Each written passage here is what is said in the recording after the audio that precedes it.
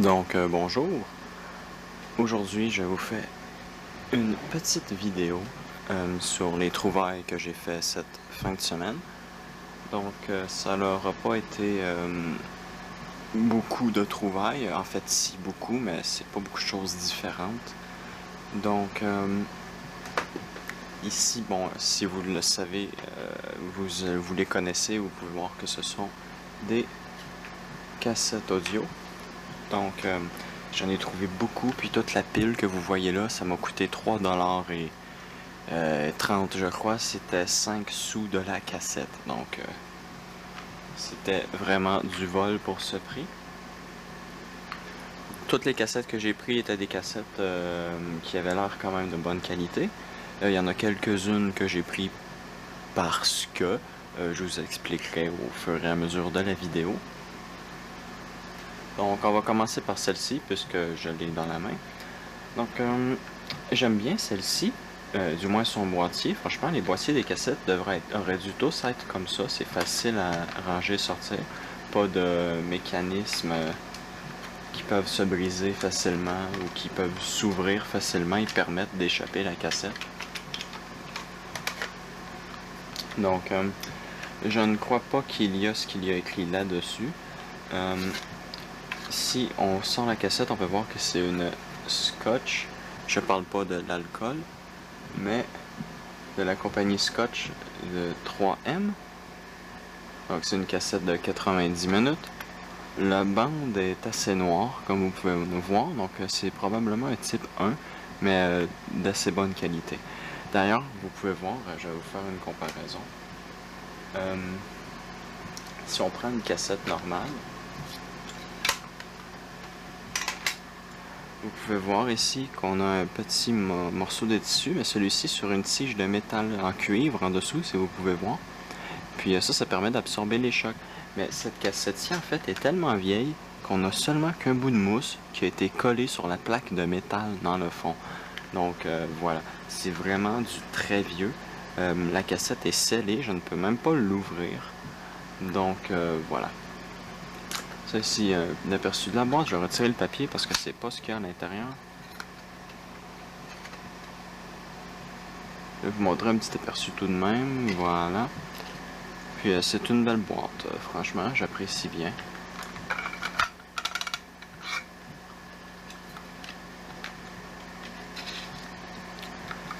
Voilà. Ensuite, on va rester dans le vieux. Je vais juste ranger ça ici. Ça, c'est pour plus tard. Voilà. Bon, donc, on va continuer dans les vieilles cassettes. J'ai ici, on va commencer, voilà. Donc ça ici, ce sont de vieilles cassettes Philips. Laissez-moi replacer le zoom. Voilà. Donc ce sont de très vieilles cassettes Philips des années 70. Donc ici, il y a quelque chose qui a tombé, qui a brisé pendant le transport. Oh! Un petit peu, ce sont les vis. Ok. La cassette n'a pas apprécié que je la dévisse, on dirait. Donc, voilà. Donc, ça, c'est la qualité standard. Donc, faible bruit. Le boîtier a été fait au Canada. Ainsi que le papier. Franchement, vous pouvez voir qu'il y a de l'âge. Il a été utilisé dans l'autre sens. Donc, le blanc a été exposé. Mais moi, je préfère mes papiers. Pardon, le blanc a été exposé. Voilà. Donc, moi, je préfère le papier quand il est comme ça. Donc, puisque moi, mes cassettes sont classées par ordre d'appréciation. Donc, je suis capable de me retrouver, même si j'ai plusieurs fois la même compagnie sur une cassette. Ici, on a un aperçu de la cassette. Donc, il manque des vis. Je ne sais pas pourquoi je l'ai dévissé pour voir l'intérieur s'il est en bon état. Puis, les vis ont décidé de plus se revisser. Donc, voilà. C'est une 90 minutes. Voilà. De faible bruit.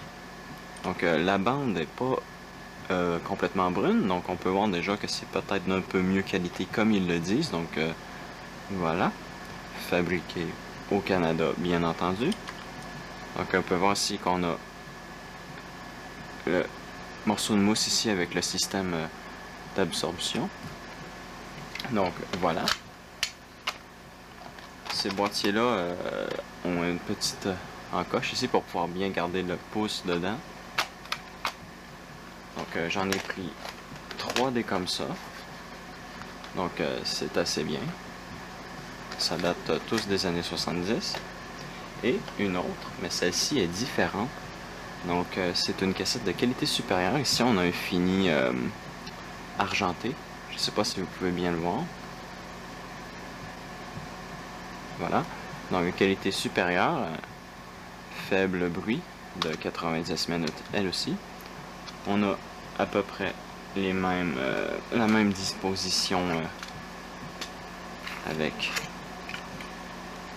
le papier ici. On a une légère différence de ce côté-ci.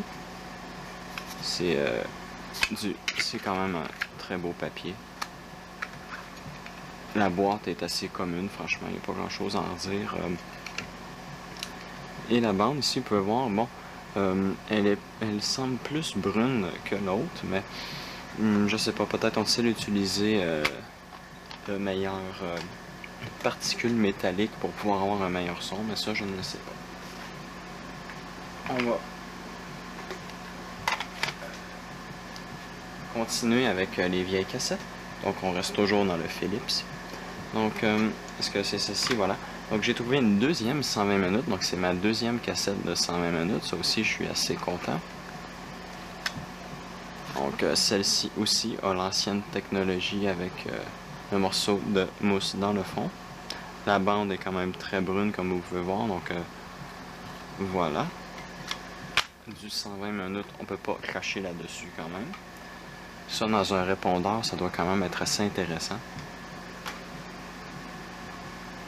Ici, nous avons une cassette de 60 minutes Philips, donc ça doit être le modèle standard de l'époque, je suppose, avec une bande, encore une fois, pardon. On peut toujours voir la mousse ici, dans le fond, donc toujours pas de système d'anti-résonance. Voilà, on peut voir une bande assez brune. La boîte est toujours sous le même principe, avec un papier qui est assez ressemblant encore une fois.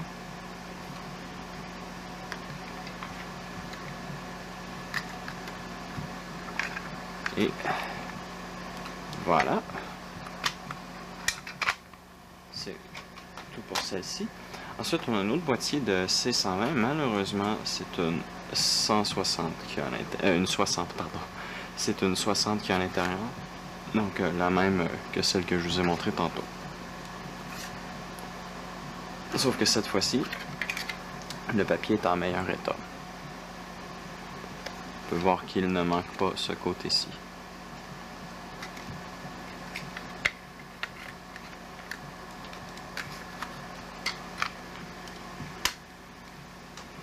Et ici, on a une Ampex qui doit probablement dater de la même époque. Donc, c'est censé être une 120 minutes. Le boîtier est en bon état quand même. Mais malheureusement, ce n'est pas du tout la bonne cassette qu'il y a à l'intérieur. C'est une cassette avec un système assez étrange. D'ailleurs, quand on fait tourner, ça fait monter cette partie rouge là. Donc, d'ailleurs, ces cassettes-là font énormément de bruit, je sais pas pourquoi. J'en ai 3 des cassettes avec l'embout rouge qui se promènent dedans, puis ils font toutes énormément de bruit sauf une. J'ai ici une dernière cassette des années 70, du moins je crois. Ici, on a une Sony CHF-60, donc c'est une cassette de type 1 de moyenne qualité. Donc, la bande est assez bonne. On peut voir ici qu'on a un meilleur système avec le morceau de mousse à l'intérieur. La cassette est quand même assez belle. On peut voir ici, c'est quand même très brun. Mais la cassette est tout de même assez belle. Je vais la mettre d'un côté où elle n'a pas été exposé à la colle. Donc, vous pouvez voir, c'est blanc. On a aussi, comme j'ai dit, on a une belle texture. Donc, voilà. Et les ergots n'ont toujours pas été détachés, donc je peux encore enregistrer sur cette cassette-là sans aucun problème. Et c'est la boîte originale, d'ailleurs, il est écrit Sony. On va maintenant passer à une autre pile de cassettes diverses. Donc, toujours dans ces boîtiers noirs, j'ai l'impression qu'il y a beaucoup de cassettes qui ont été mélangées pendant la durée. Donc ici, on a une Audio Magnetics. Donc, j'ai jamais vu cette compagnie. On dirait plus une cassette Sony, mais la bande est différente. Donc, peut-être ont-ils seulement réutilisé le boîtier. Donc, voilà, du XHE, pardon. Donc, je sais pas du tout c'est quoi le type. Peut-être du type 2, mais j'en suis pas sûr. Ici, on a une autre Audio Magnetics, mais j'ai l'impression que c'en est pas une, puisque c'est comme la cassette qu'on a vue tout à l'heure. J'ai un manque de pile dans la tablette. Je sais vraiment pas de quelle compagnie ça peut être. Il y a encore les ergots. La bande est pas trop brune. Encore le boîtier comme celui-ci, mais j'ai l'impression que c'est pas le bon boîtier avec la bonne cassette ou la bonne cassette avec le bon boîtier. Donc voilà. Je vous montrerai ces cassettes-là comment elles font du bruit. Ici, on a une cassette sans nom. Au début, je croyais que c'était une Philips avec le style, mais finalement, non. Je vois absolument pas de nom. Si, encore une fois, quelqu'un peut me dire c'est quoi, tout ce que je sais, c'est que c'est une cassette qui a été faite aux États-Unis et assemblée en Haïti. Donc, je sais pas du tout c'est quel type de cassette. On a un joli petit ruban bleu avec seulement une coupure en diagonale ici. Donc ça démontre que c'est vieux. La bande est pas trop brune. Donc je ne sais pas du tout c'est quoi. Il n'est pas écrit bas en son ou low noise ou qualité supérieure. Donc je sais vraiment pas c'est quoi cette cassette. Mais ça va faire de bonnes vidéos, je vais vous le dire, faire des comparatifs entre ces cassettes-là. Ça devrait faire d'assez bonnes vidéos parce que en tout cas, j'ai lu beaucoup que ces vieilles cassettes-là, parfois, pouvaient avoir un son, mais vraiment affreux. Donc, ici, on a encore du Audio Magnetics, mais encore une fois, je ne sais pas si c'est la bonne cassette. Donc, le même modèle avec les coins amovibles.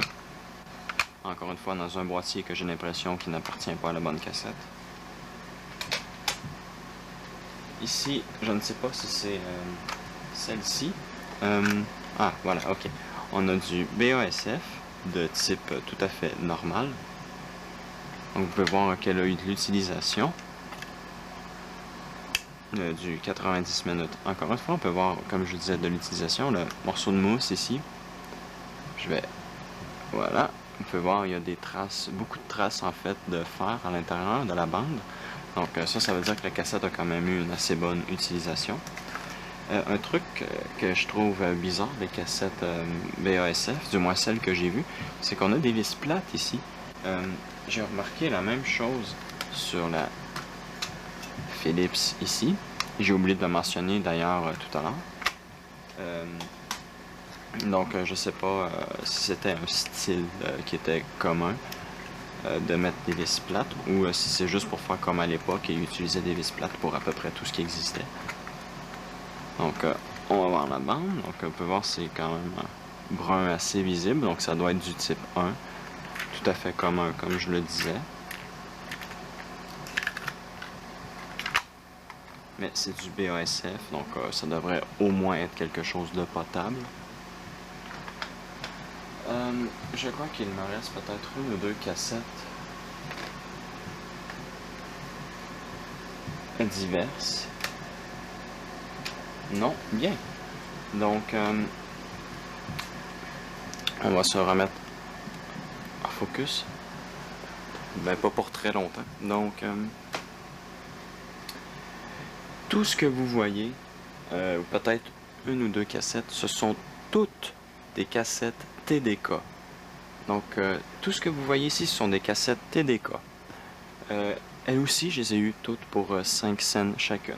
L'exception de celle-ci qui est une JVC, mais je la garde pour la fin.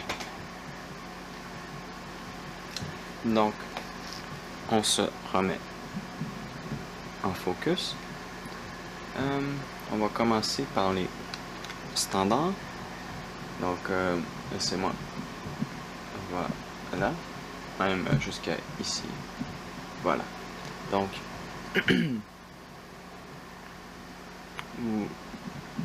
voilà, ok. Donc, c'est des TDK D60. Donc, c'est des cassettes tout à fait banales pour l'époque, mais qui sont quand même réputées pour avoir un bon prix qualité pour l'époque. Donc, voilà, et j'en ai d'ailleurs des D60 que j'utilise, ce sont quand même de bonnes cassettes. Donc, j'ai pas grand chose à dire des cassettes de TDK en fait. Voir ici à l'arrière, on a le logo TDK engravé dans le plastique.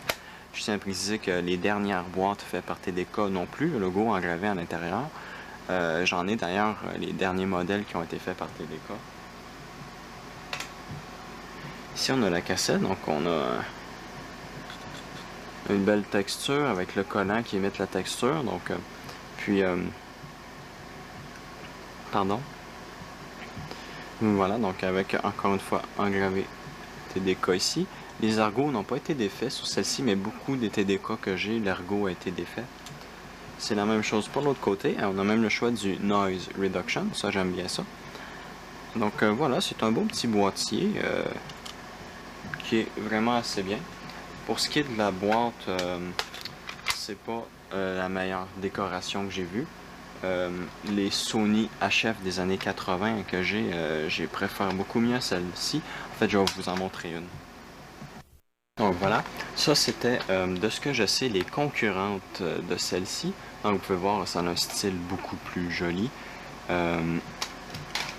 Ceci date environ de 1983 à 85. Donc je vous fais une présentation d'une cassette que je voulais pas, mais bon, vous pouvez voir la bande est quand même pas trop mal, assez illustrée, ce qui met moins d'usure sur les têtes de lecture. On a ici un collant, je l'ai toujours, c'est bien. J'ai perdu le contour malheureusement, mais bon, c'est pas bien grave. Le plus important c'est d'avoir les collants. D'ailleurs, il nous donne deux tons différents. Donc sur le côté A, j'ai mis le blanc. Sur le côté B, j'ai mis le foncé. Donc voilà, comme je dis, c'est une cassette qui est beaucoup plus belle à regarder. Du moins, le boîtier, je préfère le boîtier, mais la cassette, je préfère celle-ci. Puisque j'aime pas vraiment des cassettes toutes transparentes. Donc, je vais vous montrer la bande. Une fois, on a le système d'anti-résonance à l'intérieur. Voilà, donc on a une bande quand même assez brune, comme la Sony que je vous ai montré. C'était son compétiteur de l'époque, de ce que je sais. Donc peut-être que cette cassette est un peu plus vieille, mais sachez que même postérieur à cette cassette, la TDK, il s'appelait toujours des D. Donc ça ne change pas grand-chose. Voilà.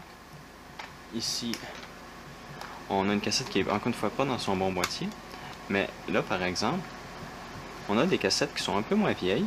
Puis là, franchement, le boîtier est déjà beaucoup plus beau avec son derrière noir ici, son devant comme ça et ce côté-ci comme ça. À l'intérieur, on a ici un truc qui est quand même mieux fait. Ici, on peut faire une carte de classification. Donc, pour ceux qui n'ont pas connu ça, moi j'ai été chanceux. J'ai été probablement la dernière personne à la connaître où j'habitais. Avant, tout était classé dans des classeurs, des petits classeurs avec des cartes à l'intérieur.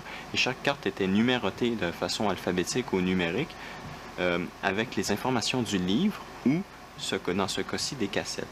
Donc, ça permettait de mettre la durée, le noise reduction, le type de ruban, si ça a été copié à partir d'un disque, d'un ruban ou de la radio, la date, le titre. Donc, voilà. Ça, à l'époque, c'était fait comme ça. Ici, on a un petit chose de trucs et astuces. Donc, voilà, on a déjà une boîte un peu plus belle. Pour la cassette, bon, on peut voir la cassette est quand même vraiment plus belle. Je l'aime quand même beaucoup, ce modèle-ci. Ici, on a un fini imitation chrome ou métal avec des lignes, un endroit blanc pour écrire du texte. Vous pouvez voir qu'il y en a déjà décrit. Les ergots n'ont pas été brisés. La bande est tout aussi brune que sur l'autre, voilà. Donc c'est la même, exactement la même chose. Sauf que cette fois-ci, le boîtier de la cassette est quand même plus beau. Je sais que celles-ci sont moins vieilles. Celle-ci date de 82. Celle-là date de 80, il me semble. Mais si je me trompe, vous pouvez toujours l'écrire dans les commentaires. Donc voilà. Je sais pas si la caméra vous montre la différence, mais celle-ci est plus grise que celle-ci.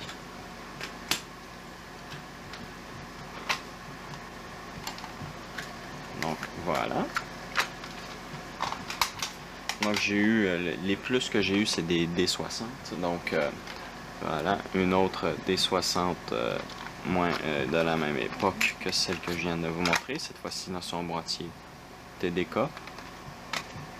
Donc une autre. Donc position normale, donc tout du type 1. Mais franchement, j'ai pas de problème avec le type 1, surtout quand on a le Dolby Noise Reduction. Franchement, on n'a pas vraiment à se plaindre. Donc là ici je crois qu'on arrive dans les D90, donc c'est exactement la même chose que les D60, sauf que celles-ci ont 90 minutes. Donc voilà, je vais vous en montrer juste une. Je crois que celle-ci n'est pas complètement rembobinée. Voilà. Pourquoi elles sont toutes rembobinées dans le sens inverse? Bon. Donc, on va comparer avec une D60. Puisque des fois, il n'y a pas de différence d'épaisseur entre les 60 minutes et les 90 minutes. C'est assez étrange. Mais là, on peut voir qu'ici, elles semblent un tout petit peu plus épaisses. Donc, j'ai pas vraiment compris comment ça fonctionnait, mais le seul truc que j'ai lu, c'est qu'ils ont aminci la bande. Je sais pas comment amincir la bande peut faire avoir un aussi gros incident. Pourtant, la bande n'est pas très mince déjà en partant, donc pour ça, je comprends pas vraiment, mais si quelqu'un peut me montrer un article sur la différence que ça fait. Donc voilà. Donc là, on arrive dans des trucs qui sont quand même de qualité. Donc celle-ci, je la garde pour la fin, avec l'autre. Donc, ici, on a des cassettes qui sont de meilleure qualité. Donc, je vais me rapprocher plus même. Voilà. Des TDK SA. Donc, le SA veut dire pour Super Avilain. Le Super Avilain était la technologie pour les cassettes de type 2 utilisées chez TDK.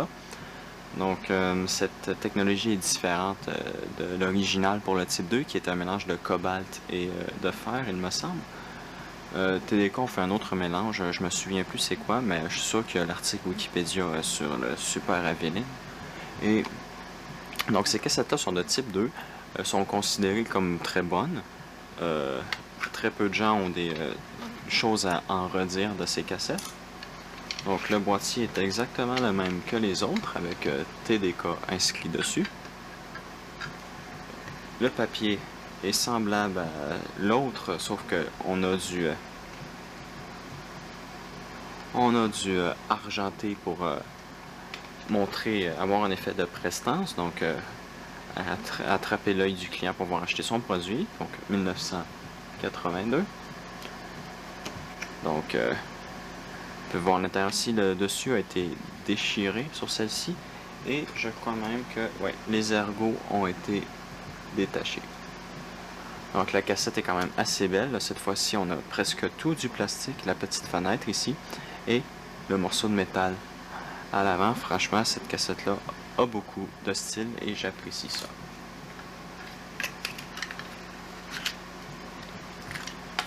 On va même voir ici un graphique de ce que donne le Super Heavy comparativement au CRO2.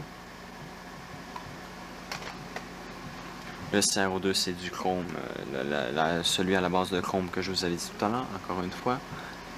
La dernière, en fait je vous ai menti tantôt en vous disant que c'était la dernière cassette des années 70 que je vous montrais. Celle-ci est la dernière. Donc celle-ci date de 1979. Franchement, la devanture est vraiment très belle, ainsi que ce côté-ci. Franchement, c'est moi où à chaque nouvelle génération de produits, l'imprimerie sur le papier devient de plus en plus mauvais. Bon, sur celle-ci, ça passe encore très bien.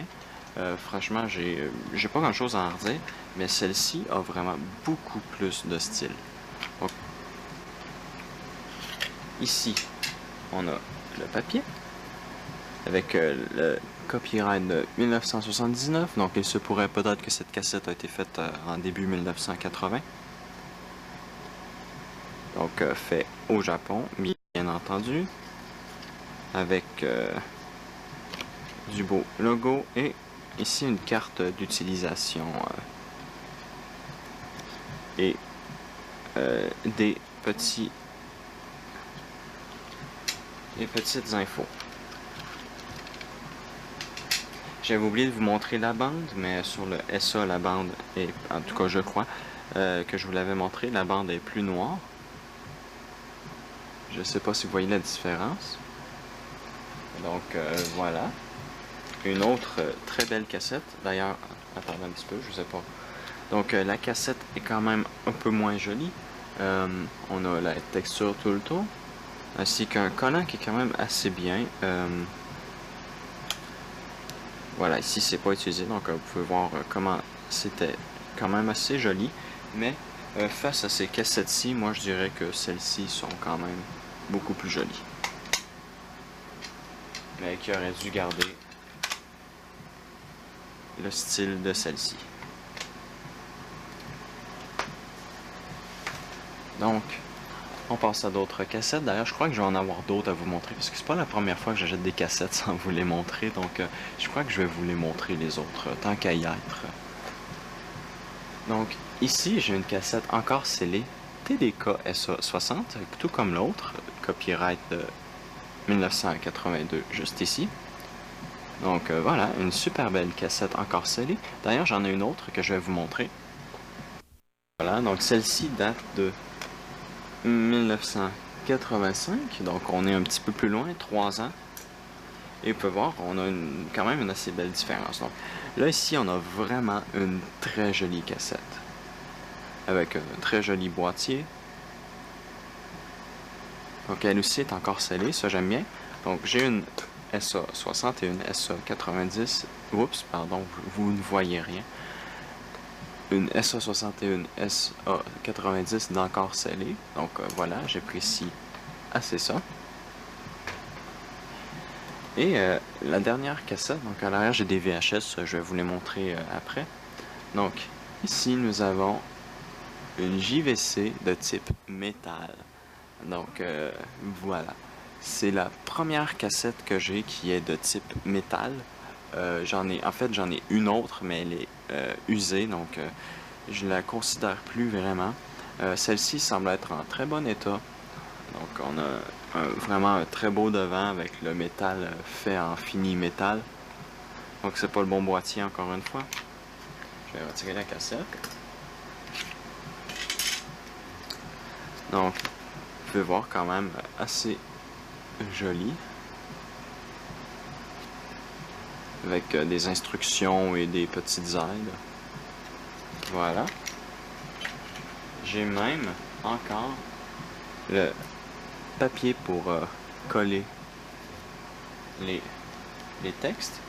Donc vous pouvez voir si c'est encore une fois une très jolie cassette avec une belle texture. Un beau fini, un collant fini métallique ici à l'avant. Très joli. À l'arrière, on n'a même pas encore le collant de poser pour le côté B. Donc voilà, la bande est encore plus noire que les TDK que je vous ai montré. Donc vraiment, on a vraiment une très bonne qualité sur ces cassettes. D'ailleurs, je l'ai écouté, puis la cassette n'a aucun bruit de fond. En fait, mon Walkman a plus de bruit de fond que cette cassette. Donc c'est vous dire comment cette cassette est de bonne qualité. Donc, j'ai acheté 2 VHS. Avant, elles étaient vendues 1$. Puis franchement, quand on veut en acheter 5-6, ça fait quand même un peu cher. Donc là, les cassettes sont maintenant à 25 sous. Mais cette journée-là, tout comme les cassettes, c'était encore du 50% de rabais. Donc voilà, ça m'a coûté la moitié de 25 sous pour avoir la cassette de Independence Day, qui franchement est la version française. Pourquoi pas avoir traduit le titre? Vous traduisez tous les autres titres, mais pas celui-là. J'aimerais bien comprendre. Donc voilà, pour ceux qui n'ont pas vu ce film, c'est quand même un bon film. Donc voilà, c'est une VHS somme toute assez ordinaire, avec un ruban ordinaire, voilà.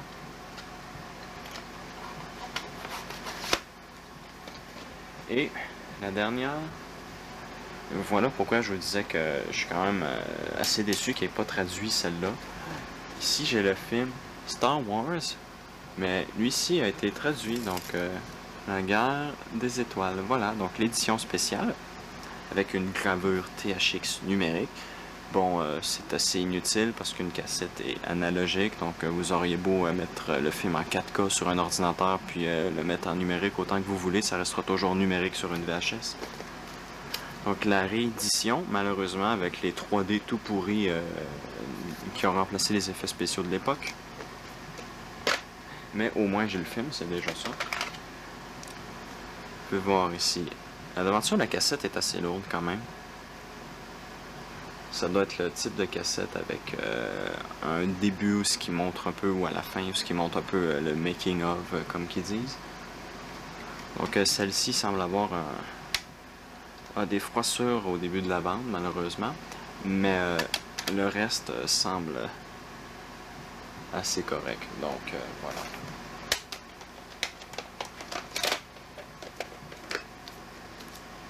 Donc, c'était tout pour cette vidéo de présentation des trouvailles du canidé. Bon, je crois que je vais arrêter là, puis je vais faire une autre vidéo sur les autres cassettes que j'ai trouvées, parce que là, ça fait une demi-heure que je vous montre ce que j'ai acheté seulement aujourd'hui. Donc, je vais couper là, puis je mettrai la deuxième vidéo à la suite. Donc, les deux sortiront dans la même journée. Donc, merci d'avoir écouté cette vidéo, et à la prochaine.